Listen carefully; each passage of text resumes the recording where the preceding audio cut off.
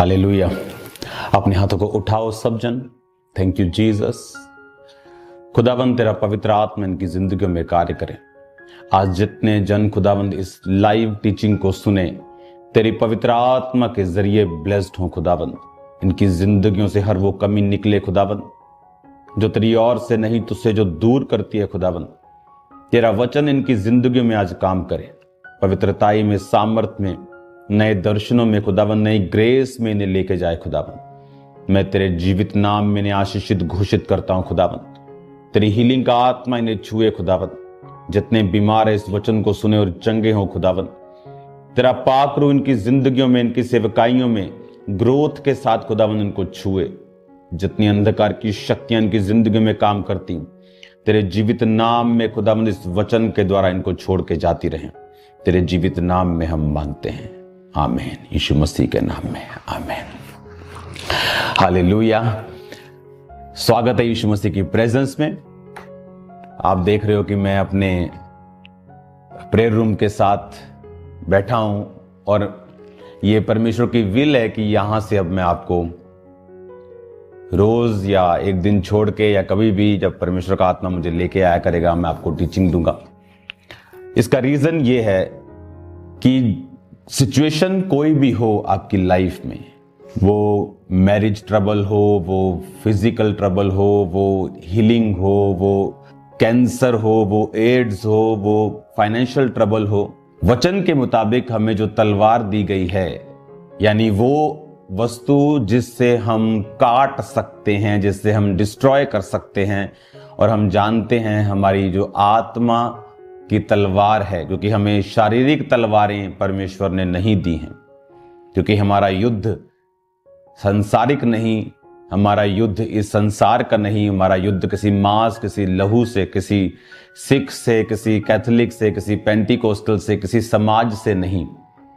हमारा युद्ध शैतान से, अंधकार की शक्तियों से, उन आत्माओं से बाइबल कहती जो आज भी लोगों की डिस्ट्रक्शन के लिए काम कर रही। तो वचन कहता है आत्मा की तलवार लो। जो भी सिचुएशन में आप हैं, अगर उसके पीछे वर्ड आपको नहीं मालूम कि मुझे कौन सा वचन बैक कर रहा है और कौन सा वचन इस सिचुएशन के लिए हथियार है, तब तक आपकी जो जीत है, जो विक्ट्री है, वो सुनिश्चित नहीं है। एक व्यक्ति जो बहुत बढ़ा और एक व्यक्ति जो नहीं बढ़ा, उसका रीजन सिर्फ दृष्टि है, विजन है, आत्मिक समझ है कि उसको वचन की कितनी समझ है और वो वचन से किस प्रकार अपने उस केस को जो परमेश्वर ने उसको बढ़ने के लिए या ब्लेस होने के लिए दिया है, किस तरह से काम कर सके। स्तिफनुस के ऊपर जब पत्थरवाह किया गया तो उसने कहा, हे परमेश्वर मेरी आत्मा को ग्रहण करना। लेकिन जब पौलुस के ऊपर वही पत्थरवाह किया गया, और बाइबल कहती है वो इतना ज्यादा उस पे पत्थरवाह किया गया कि सब लोग उसे मरा समझकर, यानी उसका सिर फट गया होगा, उसकी बॉडी पे कई निशान होंगे, पूरी तरह से वो लिखा उसे मरा समझकर। जब कोई पत्थर मारता है किसी को, उसको मालूम होता है कि थोड़े सांस हैं या थोड़ा जीवित है, लेकिन उसे मालूम होता है कि मैं इतने मार चुका हूं कि ये मर चुका है। लिखा उसे मरा समझकर छोड़कर चले गए। लेकिन पौलुस ने अपने मुंह से एक भी बार नहीं कहा कि परमेश्वर मेरी आत्मा को ग्रहण कर, क्योंकि हम अपने मुंह के फलों को खाते। बाइबल कहती जो तुम्हारे मुंह से निकलेगा वही होगा। तुम्हारा जो मुंह है उसमें परमेश्वर ने ताकत दी है। और बाइबल कहती जब चेले पौलुस के करीब आकर खड़े हुए तो पौलुस उठ खड़ा हुआ और चेलों के साथ चला गया, और उसका जिक्र वो बार बार करता रहा। मैं पत्थरवाह किया गया, उसके निशान मेरे शरीर के ऊपर हैं, कोई मेरी देह के निशानों को तुच्छ ना समझे। तो वो सभी वही चीजें थी। उस वचन को मैं पढ़ना चाहता हूं आपके सामने, यशाया 54 उसकी 15, 16 और 17 आयत। अब समझने वाली बात यह है कि जब आप ये बात समझ रहे हैं कि मेरे जीवन में कुछ भी वो सिचुएशन चल रही हो, अगर उस सिचुएशन के विषय में मुझे वचन की नॉलेज नहीं है, अगर मैं फाइनेंशियल इशू से होकर गुजर रहा हूं और मुझे नहीं मालूम कि परमेश्वर का वचन फाइनेंस के विषय में क्या कहता है, तो आप सफर करेंगे, चाहे आप क्रिश्चियन हो, चाहे आपने पवित्र आत्मा को भी क्यों ना पाया हो। क्योंकि पवित्र आत्मा को पाने का रीजन फिर ये नहीं है, फिर उसका रिजल्ट ये नहीं होना चाहिए कि हम वचन में पीछे हो जाएं, क्योंकि वचन आत्मा की तलवार है कि आपने सब ताकत को ले लिया, आपकी बॉडी बहुत मजबूत है, लेकिन अगर आपके पास उस युद्ध में तलवार नहीं है, हथियार नहीं है, तो आप उस युद्ध को नहीं जीत सकते। वो पवित्र आत्मा का बपतिस्मा आपको आत्मिक रूप से मजबूत और दलेर करता है, और पवित्र आत्मा को जो वचन है, आत्मा की तलवार है जो, वो उस अटैक को जो शत्रु ने आप पे किया उसको काटने में मदद और सहायता करती है। अब जब हम इस वचन को मैं आपके सामने जब पढ़ूंगा, आपको इस बात की नॉलेज होनी चाहिए। पढ़ेंगे 5 आयत को और इसकी हम पढ़ेंगे 11 आयत को, जिसमें आप ये बात समझेंगे कि अगर मैं 5 आयत को पढ़ूं, तब तू इसे देखेगी और तेरा मुख चमकेगा और तेरा हृदय थरथराएगा और तू आनंद से भर जाएगा, क्योंकि समुद्र का सारा धन और जाति जाति की धन संपत्ति तुझको मिलेगी। उसने कहा समुद्र का धन तुझे मिलेगा, जाति की संपत्ति तुझे मिलेगी। ये किसके लिए है वचन? ये वचन उन लोगों के लिए है जिन्होंने परमेश्वर में अपनी लाइफ को डेडिकेट तरीके के साथ दे दिया है। अब जिस व्यक्ति को ये वचन मालूम है, वो इस वचन को क्लेम करेगा और इस वचन के जरिए परमेश्वर से उन आशीषों को प्राप्त करेगा और बढ़ेगा जो आम व्यक्ति या दूसरे सेवक नहीं कर पा रहे। और अगर मुझे ये वचन मालूम है तो मैं इस वचन पे प्रार्थना करूंगा, फाइट करूंगा और इस वचन के अनुसार चलूंगा। जैसे अगर किसी के पास कोई विजन है, वो विजन एक पास्टरल विजन हो सकता है, वो विजन एक सोशल विजन हो सकता है कि वो समाज की सेवा करने के लिए आगे आए। फिर वो बोलते हैं कि हम समाज की सेवा तो करना चाहते हैं, लेकिन हमारे पास पैसे नहीं, मेरे पास फाइनेंस की कमी है, मैं कैसे ये काम कर सकता हूं? कोई भी काम इस दुनिया में फाइनेंस की कमी से नहीं रहता, वो स्पिरिट की कमी, समझ की कमी से रहता है। बड़े बड़े बिजनेसमैन जो इस इंडिया में आज नंबर 1 नंबर 2 पे हैं, 100 रुपए से 150 रुपए से बिजनेस शुरू किया था, तो पैसों से नहीं किया, योजनाएं, एक ह्यूमन योजना जो इतना काम कर सकती है। इमेजिन करो अगर ह्यूमन प्लस डिवाइन योजना मिल जाए, खुदा की योजना और आपकी योजना मिल जाए, तो सोचो वो सप्लाई जो परमेश्वर करेगा वो कितनी ग्रेट होगी। अगर एक व्यक्ति, ये वचन जो यशाया 60 का मैंने पढ़ा, ये उन लोगों के लिए हैं जो पवित्र आत्मा के अधीन हैं, जिन्होंने तौबा की हुई है और पवित्र आत्मा का बपतिस्मा पाकर एक जीवित चर्च के बीच में लगाए गए हैं और जिनका एक अच्छा अगुवा है। क्योंकि वो वचन जब परमेश्वर आपको देता है, वो उस तरह का एटमॉस्फेयर भी आपको देगा कि वो वचन आपकी जिंदगी में फल लाया जा सके। सबसे पहला काम जो आपकी लाइफ में होना चाहिए वो तौबा है, वो बैप्टाइज्ड है, बपतिस्मा लेना, और उसके बाद पवित्र आत्मा से भरना और वचन पे चलना और परमेश्वर के साथ रोज प्रार्थना में एक रिश्ता कायम रखना। और उसके बाद जब व्यक्ति उस पोजीशन पे चला जाता है और जब वो अपनी लाइफ में काम करना शुरू करता है, चाहे वो पॉलिटिकल कैरियर में है, चाहे वो फाइनेंस किसी भी बिजनेस में है, चाहे वो पास्टर है, अपोस्टल है, वो कोई भी है, फिर वो इन वचनों का यूज कर सकता है, क्योंकि बाइबल कहती तुम्हें धन की कमी नहीं होगी, मैं समुद्र का सारा धन तेरे सामने रख दूंगा। और उसमें लिखा कि परमेश्वर ने कितनी धन, कितनी संपत्ति आपको आपके विजन के लिए प्रॉमिस्ड की है, और वो अपने प्रॉमिस से पीछे नहीं हटता। पर बात यह है कि आज क्रिश्चियन प्रॉब्लम यह है कि मुझे, क्रिश्चियन को यह नहीं पता कि मुझे अगर जो विजन परमेश्वर ने मेरा है, जो मैं चाहता हूं, उसके लिए मुझे पहले परमेश्वर के साथ मेल मिलाप रखकर अपने विजन के मुताबिक उन वचनों को ढूंढना पड़ेगा और उन वचनों के अनुसार जिंदगी और प्रार्थना करनी पड़ेगी और उस तरह के अनुसार जिंदगी बितानी पड़ेगी, और फिर परमेश्वर उसी वचन को आपकी जिंदगी में पूरा करना शुरू करेगा।